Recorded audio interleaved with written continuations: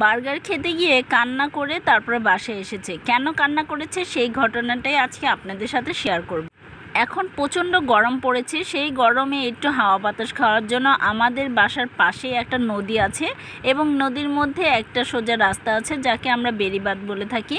সেখানে পরিবেশটা খুবই সুন্দর থাকে, সবসময় মানুষ পর্যটক এরিয়ার মতো সেখানে ঘুরতে যায় এবং হাওয়া বাতাসে ভালো ব্যবস্থা থাকে। কিন্তু আজকে আমাদের কপালটা এতই খারাপ যে আজকে আমরাও গেছি বাতাস খেতে আর বাতাসও নাই, কিন্তু কিছুই করার নাই, এসে পড়েছি। এখন একটু ঘুরে টুরে চলে যাব। সাফির আবার জিদ করছে, দৌড়াদৌড়ি করছে যে এই রেস্টুরেন্টে ঢুকবে, কিন্তু এই রেস্টুরেন্টটা আগে চালু ছিল, এখন বর্তমানে অফ করে দিয়েছে, যার কারণে আমরা এখানে গেলাম না।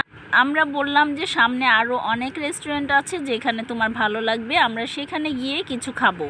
কোথাও গেলে বাচ্চাদের নিয়ে বহুত ঝামেলায় পড়তে হয়, কারণ ওরা এটা সেটা ডিমান্ড করতেই থাকে।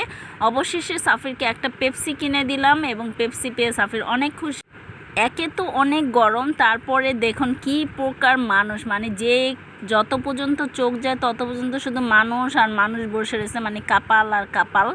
এখানে কাপালের অভাব নাই, কাপাল ছাড়াও লোকজন আছে। তো এখানে আমাদের ঠাই হলো না, অবশেষে আমরা একটা রেস্টুরেন্টে গিয়ে বসলাম এবং মেনু কার্ড দেখে আমরা অর্ডার করলাম একটা 12 ইঞ্চি পিৎজা এবং আমার হাজব্যান্ডের জন্য একটা নাগা বার্গার। তো রেস্টুরেন্টে গেলে অপেক্ষার সময় তো শুরু হয়ে যায়, আমরা অপেক্ষা করছি।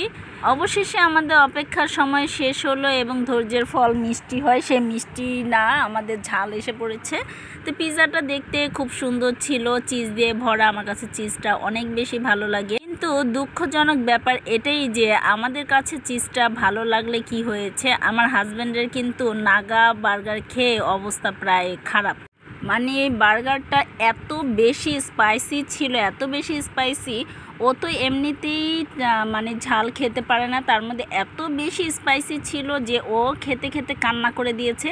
ওর চোখ দিয়ে অটোমেটিক পানি পড়ছে এবং চোখ পুরো লাল হয়ে গিয়েছে। তো যদিও ওকে আমি ভিডিওতে আনি না, এই জন্য আপনাদেরকে দেখাতে পারলাম না। একদিকে ওর কষ্ট যে টাকা দিয়ে জিনিস কিনেছি ফেলে দিব, আরেকদিকে হচ্ছে ওর ঠান্ডা লেগেছে, ঝাল খেলে ওর জন্য অনেক উপকার। দুইটা কথা চিন্তা করে বেচারা খাচ্ছে আর কান্না করছে।